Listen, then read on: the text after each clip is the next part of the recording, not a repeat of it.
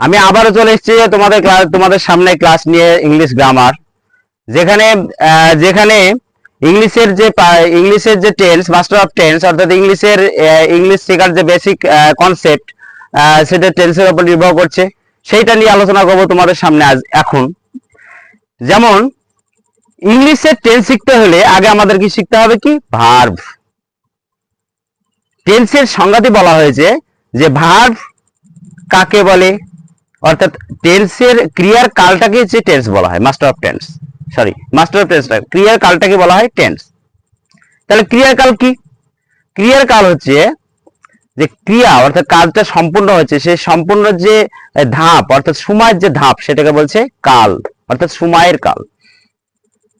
তাহলে আমাকে ক্রিয়াকাল জানার আগে আমাদেরকে ভার্ব কাকে বলে, ভার্ব কি কাজে লাগে, ভার্ব জিনিসটা কি জানতে হবে আমাদের। ভার্ব কাকে বলে? যে কোনো কাজ করা বোঝায়, যে কোনো কাজ করা, অর্থাৎ মানুষের জন্ম থেকে মৃত্যুবরণ পর্যন্ত যতগুলো অ্যাক্টিভিটিস আছে সবগুলা ভার্বের মধ্যে পড়ে। যেমন আমি হাত নাড়াচ্ছি, তারপরে কি কথা বলছি, তারপরে ক্লাস করাচ্ছি, এগুলো সবগুলো ভার্বের মধ্যে। যেমন আমি ভিডিও রেকর্ডিং করছি, এটাকে ভার্বের মধ্যে পড়ে। এই ভার্ব তাহলে যে কোনো কাজ করা বোঝায়, সেটা হচ্ছে আমাদেরকে বলা, আমরা বলি সেটাকে ভার্ব বলা হয়, সেটাকে আমরা ভার্ব বলি। ভার্বের দুটো ভাগ আছে, একটা হচ্ছে কি স্ট্রং ভার্ব আর একটা হচ্ছে উইক ভার্ব। আমি সেই বিষয়ে যাচ্ছি না এখন। ভার্ব জিনিসটা কি?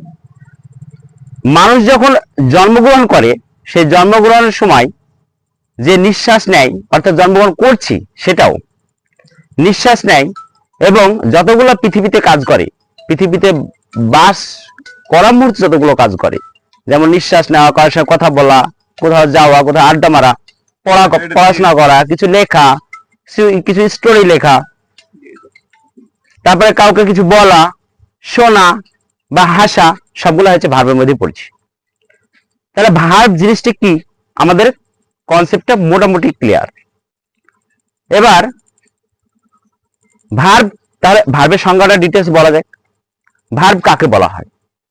ভার্ব যখন কোনো কিছু কাজ করা বোঝায়,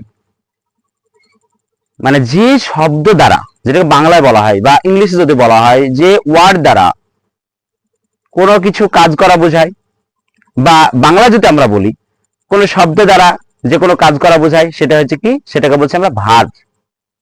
যেমন হাঁটা, চলা, খেলা, শোয়া, সমস্ত কিছু ভার্বের মধ্যে পড়ছে। আমি যতগুলো কথা বলছি এখন, যতগুলো অ্যাক্টিভিটিস করছি এই ক্যামেরার সামনে, ততগুলো অ্যাক্টিভিটিসই ভার্বের মধ্যে পড়ছে, বাইরে কিছু না।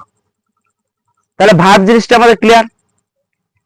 এবার টেন্স টপিকে যেতে হলে ভার্বের সঙ্গে সঙ্গে আমাদেরকে জানতে হবে কি সাবজেক্ট।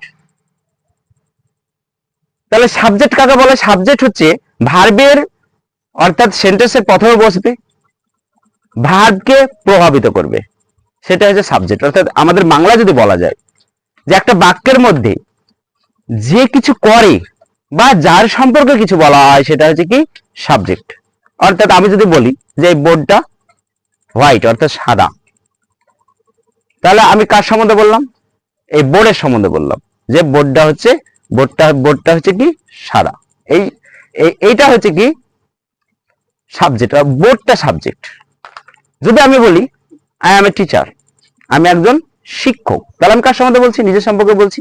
তাহলে আইটা হচ্ছে কি সাবজেক্ট। সংজ্ঞা বলা যেতে পারে যে কোনো কাজ, মানে একটা বাক্যের মধ্যে যে কাজটা সম্পূর্ণ করছে, বা বাক্যটার মধ্যে যার সম্পর্কে কিছু বলা হচ্ছে, সেটা হচ্ছে কি সাবজেক্ট। অর্থাৎ he is a good boy, সে হচ্ছে ভালো ছেলে।